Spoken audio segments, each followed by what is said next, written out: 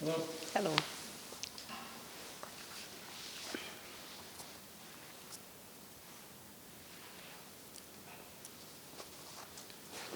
Ambassador, Kosovo and Serbia have committed at the White House on economic normalization by signing separate documents on it. But the main issue at stake here is the mutual recognition. When do you think that will happen? Well, I think that it's difficult to set a timeline or a deadline for any of this, Amra. The goal of the United States is to encourage a process that will end in full normal relations between the two countries. And what President Trump wants to do is to focus first on the economic dimension. You know, the efforts to solve all the political problems have dragged on for years without a lot of progress. So the president said, why don't we flip this and try to focus first on the economic issues that are of most direct relevance to ordinary citizens of both countries. And we think that this is already demonstrating its value, and what we do on the economic track is meant to complement and encourage the steps that will be undertaken on the political track. But I can't tell you how long it will take until full political normalization between Kosovo and Serbia is a reality. Who will oversee the implementation of the agreement? Well, it's fundamentally the responsibility of the governments of Kosovo and Serbia to fulfill the pledges that they made in Washington. Of course, the United States is closely following this, and much of the progress will depend on the role of U.S. business and also U.S. government agencies. But all we can do is support. Just as on the struggle against COVID, just as in the struggle against corruption in Kosovo, there's a great deal that Kosovo's friends can do to support you, but in the end, it's up to the people and leaders of Kosovo to make it real. Do you also see the European Union engaged into the implementation of this agreement? We think that the work that was done in Washington complements the work that's being done in Brussels by the European Union. There is some overlap in the agenda items, certainly. When we talk about the economic development of Kosovo and Serbia, when we talk about strengthening economic cooperation in the region, of course there's a role for the European Union in that, and it's something we talk to them about.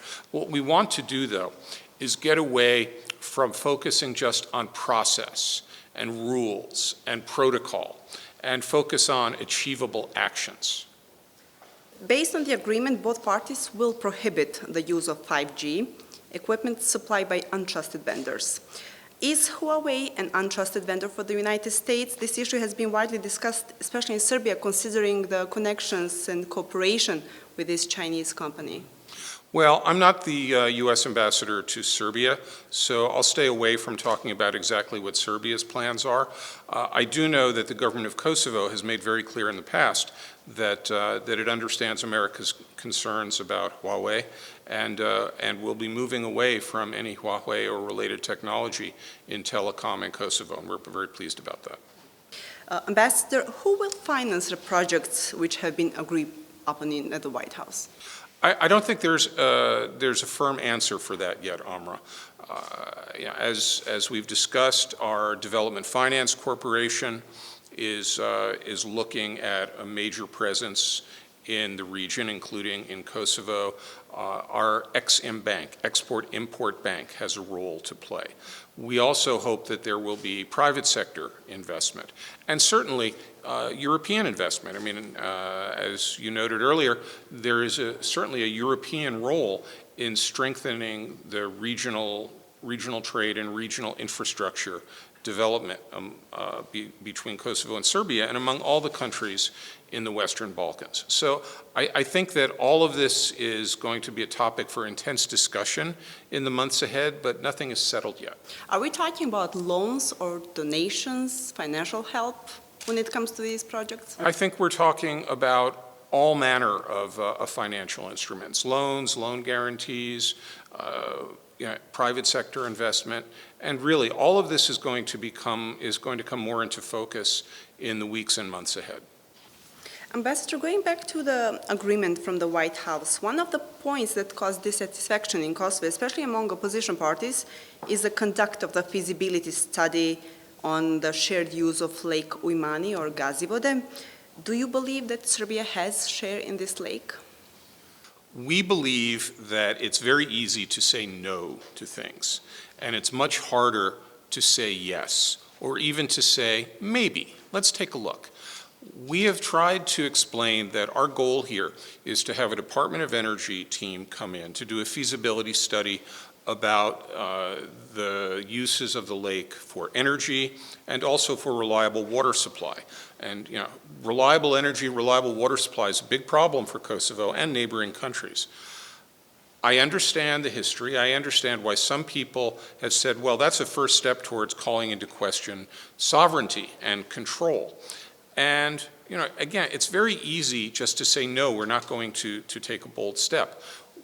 Our view is that looking at the feasibility of making better use of the lake does not make any sort of statement about sovereignty. It does not commit any government to taking any specific steps.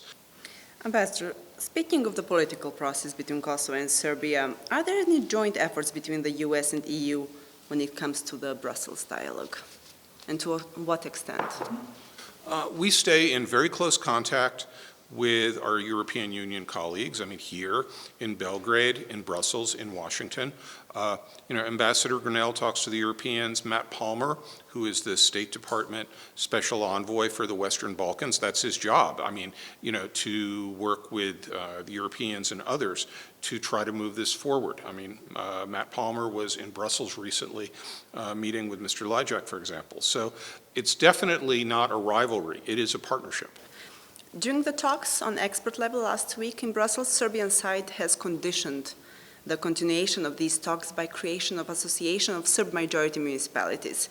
On the other hand, Kosovo government said that Kosovo will create this association, but after the recognition. What is your comment on that? My comment on that is I think you should set up an interview with the European Union Special Representative here. I think that you need to talk to Kosovo government and the EU about the details of discussions in Brussels. Do you expect Kosovo to create the association soon? I don't have anything for you on that today. I don't know. Okay. Ambassador, also Kosovo leaders in many cases said that the country has made enough compromises when it comes to Serbian community through the Ahtisaari plan, and that it will not make any more. But on the other hand, Serbia doesn't seem that it will strike a final deal without getting something in return. How do you look at that?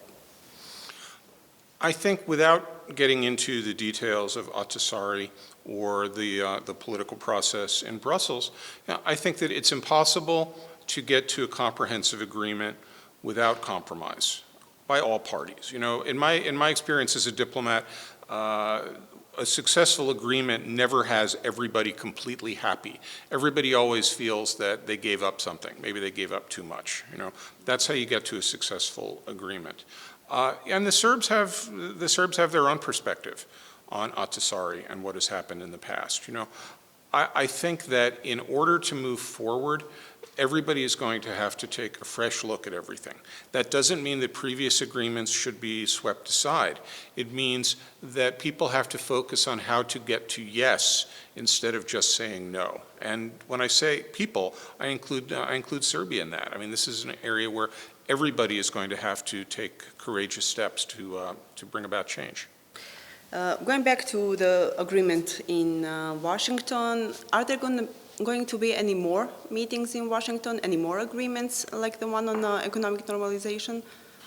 I don't have anything to announce at this time. I think right now that Kosovo and Serbia and my colleagues in Washington and I are focused on encouraging implementation of the agreements that were made in Washington. There's a lot of work to do.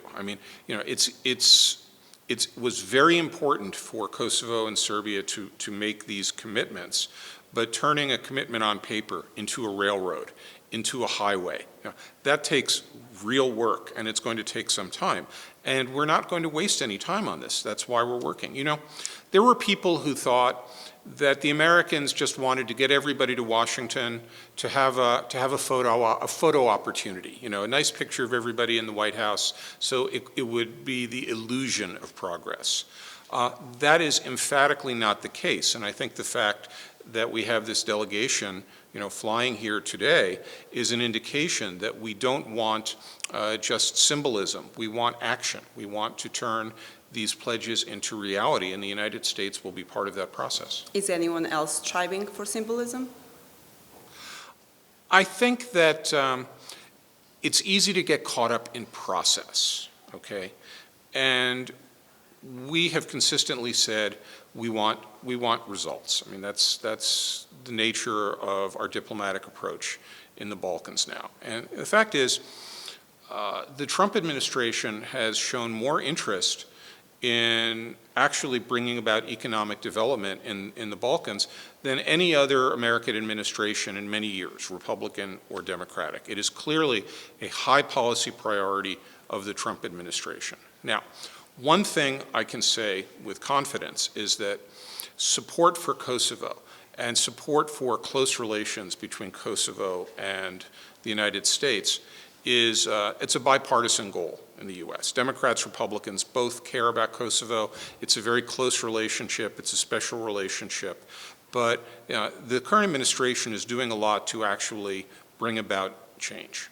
The Quint has called on the government and assembly to oppose any attempts to undermine or discredit the mission of the Kosovo Specialist Chambers and the Prosecutor's Office, and to ensure that they carry out their mission in line with the Constitution. Are there such attempts, and who do you think is behind those attempts? I think it is clear, it is no secret, that there are people in Kosovo who don't care for the specialist chambers. They feel that it is inappropriate for there to be a court which is focused on crimes that may have been committed, accusations of crimes in Kosovo, and that does not have a broader mandate, including crimes elsewhere in the region, crimes at an earlier period of time during the 90s. I get that. My government's position is that the Balkans needs more justice, not less justice. That the answer is to make sure that all of the national court systems are actively pursuing justice regardless of what community the victims or the alleged perpetrators are from. I mean, there are people, I'll put the language even more directly. There are people who say, why is there a court that is focused primarily on Albanians when so many Serbs have not faced justice? Again, our view is the answer is not less justice, it's more justice. Now, with regard to the specific cases underway, in Kosovo, as in the United States, there is a presumption of innocence. We assume that anybody is innocent and they deserve to be treated that way until they have been found guilty in a court of law. So the fact that somebody is indicted or is under consideration for indictment doesn't mean they're guilty of anything. We want the court to be able to function, and in that regard, we think it is important that that everybody give the court the opportunity to do its job. Thank you very much, Ambassador.